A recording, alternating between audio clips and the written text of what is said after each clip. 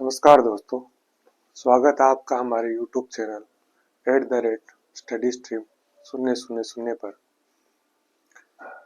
पीछे एग्जाम हुआ था, उसका रिजल्ट आपने देख लिया होगा। कट ऑफ भी आ गई और रैंक वाइज भी आ गई। अब बच्चे ये पूछ रहे हैं जिन्होंने जो कंपटीशन एग्जाम दिया था कि कितने नंबर अपने रैंक, क्योंकि वो डबल जो कट ऑफ आई है वो डबल पोस्ट पर आई है, तो कितने नंबर तक ऊपर जाएं ताकि अपना आइडिया लगा सके कि कहाँ तक हमारा मेन लिस्ट में नंबर आ जाएगा और इतने कट ऑफ ऊपर जाने का कारण क्या है। क्योंकि सभी कोचिंग संस्थाएं एक्सपर्ट जिन्होंने जो कट ऑफ बताई थी वो आसपास भी नहीं है, बहुत हाई गई है। जिस हिसाब से पोस्ट थी और जिस लेवल का पेपर था, बच्चे भी हताश है कि कारण क्या हो रहा है। जैसे आजकल पेपर हो रहे हैं और उनकी कट ऑफ जा रही है, तो उसका क्या है, सभी बातों पर अपन निष्कर्ष निकालेंगे। फोर्थ ग्रेड में जो रिजल्ट डिक्लेयर हो चुका आपने देख भी लिया होगा, अपने नंबर भी देख लिए होंगे, बाकायदा नंबर, रैंक, नॉर्मलाइजेशन सब कुछ सामने रख दिया है कि कहीं कोई त्रुटि है तो आप हमें बताइए। तो वो भी रास्ता नहीं है कि अपन किस क्लेम कर सके कि भाई ये चीज थी। यदि नॉर्मल कट ऑफ की बात करें तो अपने, वैसे आपको पता है कि जनरल की 146 गई थी, एक मोटा मोटी बता रहा हूँ। एससी की 126 गई थी, एसटी की 117 गई थी और ईडब्ल्यूएस की 131, ओबीसी की 138 और एमबीसी की 132।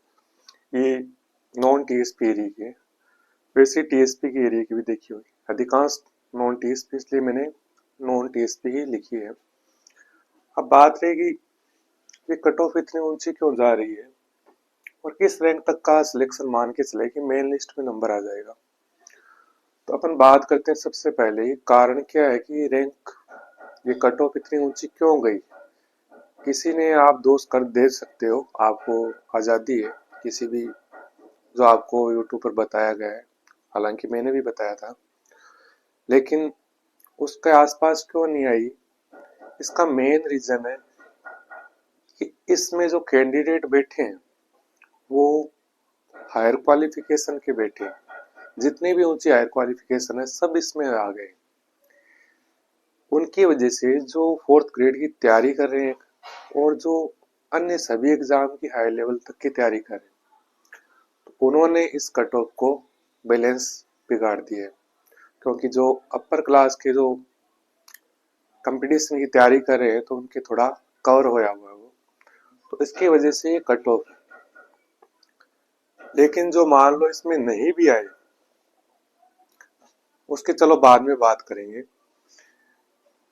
अब बात रही कि किस रैंक तक आपका, यदि कट ऑफ के, जैसे वन जनरल की लेते हैं, सपोज करो आप 146 मार्क है, डबल में है कट ऑफ, तो 146 से +5 या 4-5 कर लो, लगभग उसमें आपका मेन लिस्ट में नंबर जितनी भी कट ऑफ रही है उससे 4 या 5 नंबर आपके ज्यादा है, तो लगभग 99% चांस है कि उनका मेन लिस्ट में नंबर आ जाएगा। कारण क्या है, क्योंकि वो आरक्षण है, आरक्षण वाइज नहीं है। यदि अपन आरक्षण वाइज कट ऑफ देखें वो तो टोटल हो गई, फिर आरक्षण वाइज कैटेगरी में भी बंटेगी और कुछ जनरल को भी फाइट करेंगे तो वो उधर चले जाएंगे। इस हिसाब से अपन 4-5 नंबर मान के चलते हैं कि 4-5 नंबर यदि इस कट ऑफ से ऊपर आपके, तो आपका मेन लिस्ट में आने की पूरी संभावना है, आपको फिक्र करने की जरूरत नहीं है। एक ये जो कैंडिडेट बैठे हैं उन्होंने हर टाइप के एग्जाम दिए हैं, फोर्थ ग्रेड ऐसे ही चले गए एग्जाम देने कि चलो देख के आ जाते हैं, कुछ तो टेस्ट करने के लिए चले गए कि हमने तैयारी की, देखते हैं क्या होता है, ऐसे ही दे आते, उनका नंबर आ गया। अब वो पता नहीं इस पे जाएंगे कि नहीं जाएंगे, मुश्किल आ जाएंगे। यदि अदर एग्जाम दिए हुए हैं उनका आ जाता है या हायर क्वालिफिकेशन है, तो हो सके वो नए भी जाए और चले जाए तो उनका अदर कोई रिजल्ट आ जाएगा तो उधर चले जाएंगे, तो उससे भी उनका नंबर आ सकता है जो पास में इस कट ऑफ के। कई फैक्टर काम करते हैं। कट ऑफ की बता दी और रैंक भी जारी कर दी गई है। आपको रैंक कितना नॉर्मलाइजेशन, किसी के 5-6 तक बढ़े हैं, किसी के कम भी हुए हैं, बहुत से ज्यादा करके कम हुए हैं और कुछ के बढ़कर आए। अब बात रही कि जिनका नंबर नहीं आया वो क्या करें। उनको हताश होने की जरूरत नहीं है। देखो, वो सोच रहे हैं कि मेरा फोर्थ ग्रेड में ही नहीं आया तो और किस में आएगा। जब सबसे लोवेस्ट क्लास का मान सकते हैं ये जो एग्जाम है उसमें मेरा नंबर नहीं आया तो मैं ऊपर वाले का कहाँ कहाँ से नंबर आएगा। कई बच्चे जो तैयारी करें वो हताश। देखो, हताश होने की बिल्कुल भी जरूरत नहीं है। कारण है कि आपने कहीं देखा होगा नीचे वाला पेपर दिया मान लो लोवेस्ट का, उसका नंबर नहीं आया। मैंने कई एग्जाम्पल देखे हैं कि साथ में भी मेरे फ्रेंड्स भी है, उसने भी बीएड की थी, उसने थर्ड ग्रेड का दिया, सेकंड ग्रेड का दिया नहीं हुआ, थर्ड ग्रेड का भी दिया नहीं हुआ, एलडीसी का भी नहीं हुआ। उसने तीनों पेपर दिए और उसने आरएस का दिया, उसने उसका सिलेक्शन हुआ। अब वो यदि सोच के बैठ जाता कि मेरा थर्ड ग्रेड में नंबर आ रहा, कहाँ आरएस, तो वो क्या पता जो तैयारी आप जो कर रहे हो लेवल की वो आपका लेवल नहीं है। और इसलिए आपको हताश होने की जरूरत नहीं है। आप अपनी रेगुलर तैयारी रखिए, थोड़ा सा पैटर्न चेंज करके, क्योंकि जहाँ अभी पैटर्न आ रहा है एग्जाम का वो आपने देखा होगा। अभी थर्ड ग्रेड के भी पेपर हुए हैं लेवल फर्स्ट के, उसमें भी कथन निष्कर्ष, कालानुक्रम व्यवस्थित करो, इस टाइप के लेंथी पेपर, मतलब जितने समय में उसको कर पाना मुश्किल है। यदि आप पूरा क्वेश्चन करके कथन निष्कर्ष पढ़ोगे फिर उसमें एबीसीडी ढूंढोगे तो आप पर्सन ही भूल जाओगे कि अपने को करना क्या था। यही समस्या आ रही सबके साथ, आप अकेले नहीं हो इसमें कि अपने को इसको हैंडल कैसे करें।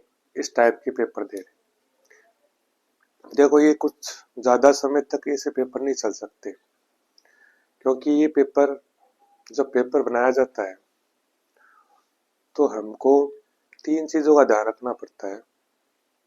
कुछ इजी पर्सन, कुछ मॉडरेट और कुछ हार्ड पर्सन। जिन्होंने लगभग अच्छे से तैयारी की है वो हार्ड वाले, मॉडरेट जिन्होंने ठीक ठाक तैयारी की है वो इजी वाले लगभग सब कर देते हैं। लेकिन जो आप पेपर बन रहे हैं वो लगभग मॉडरेट से ऊपर बन रहे हैं। जितने भी क्वेश्चन है उसमें 4-5 क्वेश्चनों को छोड़ दिया जाए तो लगभग ऊपर ही बन रहे हैं, वह हार्ड कैटेगरी में आ रहे हैं। फोर्थ ग्रेड है, आपने सबने पारी 6 पारियों में हुआ था, दिया था, लग रहा था फोर्थ ग्रेड का पेपर दे रहे हैं, नहीं लग रहा था। थर्ड ग्रेड का लेवल फर्स्ट का पेपर है, सोच के भी नहीं गए थे और कैसा हुआ सबको पता ही है।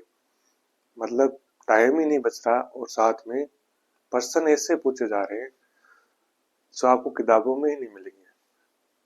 सिलेबस को टच करेंगे लेकिन वो मिलेंगे नहीं। एक दूसरी लॉजिकल है कि आप कथन निष्कर्ष पे उसमें कंफ्यूज हो जाते हो कौन सा एबीसी कथन सही व्याख्या करता है नहीं, कितनी सही व्याख्या करता है। इस टाइप से लॉजिकल क्वेश्चन थे, मतलब दिमाग खपाने वाले टाइम कंज्यूमिंग पर्सन थे। सीधा सीधा तो पूछा ही नहीं, कोई 4-5 प्रश्नों को छोड़कर तो सब ऐसे ही क्वेश्चन आए थे। और इसमें भी पेपर लेवल ऐसे लो नहीं मान सकते, अच्छा लेवल था। जिस हिसाब से उम्मीद थी वैसा नहीं आया कट ऑफ। अब जैसा भी है ये कट ऑफ, यदि जिसका आ चुका है नंबर उसके लिए बेस्ट ऑफ लक, और जो आसपास है उनके लिए भी चिंता करने की बात नहीं, उनका भी लगभग आना आ जाएगा। जो रह गए हैं उनको भी हताश होने की जरूरत नहीं है। आगे एग्जाम है, उनकी तैयारी करिए, थोड़ा सा डिटेल बेस पर कीजिए, क्योंकि अब जो पेपर आ रहे हैं वो उस हिसाब से ही आ रहे हैं और उनकी सभी की पूरी गहनता से स्टडी करोगे तभी आप उसको कर पाओगे। लेकिन ये समय ज़्यादा नहीं चलेगा है, पेपरों को उनको अपने पैटर्न पर आना पड़ेगा। लो, मिड, मॉडरेट और हाई, इस टाइप से उनको सेट करना पड़ेगा, पूरा हार्ड नहीं दे सकते। धीरे धीरे इसमें विरोध होने लग जाएगा, आप देख लेना, क्योंकि किसी की कट ऑफ बहुत ऊपर जा रही है, कोई सीटें खाली रह रही है, जो उम्मीद है उससे भी कई गुना कट ऑफ चली है।